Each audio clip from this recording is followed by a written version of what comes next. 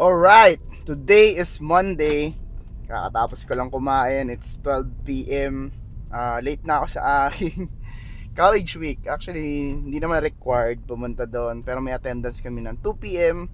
So, ayun yung required. Gets nyo? So, yeah. College week sa Benilde is about booths. Ang booth namin is Dela Snack. So, mga snacks kami.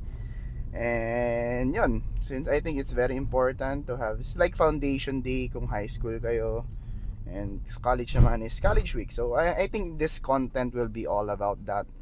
Mag-vlog tayo doon, mag-ask tayo ng mga questions. May naisip yung question yung friend ko sa accountancy. Ang sabi niya doon is, ano yung pinaka red flag na course. So probably mag-interview tayo, street interview about that.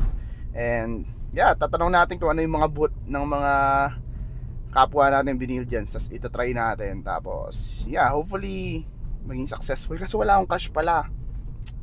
Yeah, mag-withdraw ako ng cash na lang siguro. And then mag-gym tayo later. Arm day kagabi, sakit ng likod ko, sakit ng lats ko. It's a lat focus chest back day. And yun, it's gonna be a good week since it's always a good week. If may nangyari masama, ganun talaga. Anyways, that's it. See you guys later. On the way na ako. Let's go. Ano kaya magandang tanong? Siguro bukod doon is anong green flag nyo or anong turn on? Bakit turn on? Green flag na lang sa mga tao. Meron pa ako naisip. Morena, chinita, o kaya mistisa. O, di ba? Yung mga magandang tanong. Sa lalaki na, sa babae naman, mistiso, chinito, tsaka moreno, diba? Yung mga tanong natin dyan. So anyways, peace.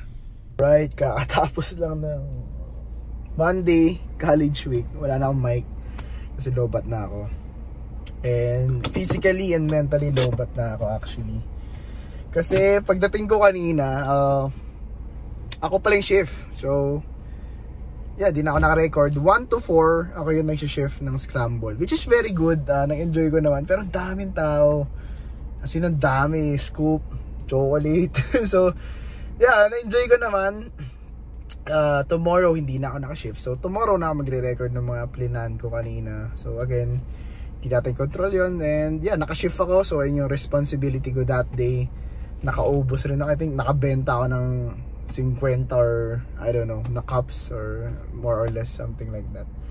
Pero yeah, ang dami. Very good college week. Magja-gym na ako, pero magtatambay muna ako somewhere. I need to sit and kakain ako kasi wala na akong energy. I need to charge din my phone, so probably Starbucks then. Yeah, and buhat tayo. Arm day, doon na lang magre-record or pauwi. So pretty good.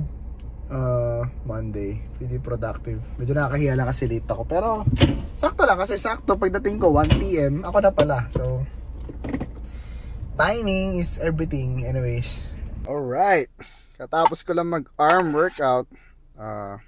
Haba ng araw ko, no? Merong college week, and yeah, it's a pretty good day. Nag-take out ako ng isang siomai kasi dry na yung chicken and ano ko. Nag-grocery din ako sa likod. Ita-testing ko if mas mura yung merong bone sa wala. So ako na lang mismo yung magde-debone ng chicken para hindi na siya fillet. Tomorrow pasok ako ng 8 kasi meron palang attendance yung sa isang subject plus 10 din. So pag pumasok, so yeah, papasok ako ng mga aga kasi hindi ako nakapag-attendance. Pati mag-vlog tayo buong araw. So yun lang. Pretty good day. Mamaya magre-record ako and mag-edit. So yeah, bye guys. Kain na ako, then uwi na. Update lang. It's 8 PM na. Umaga pa yung araw. Marami pang pwedeng gawin.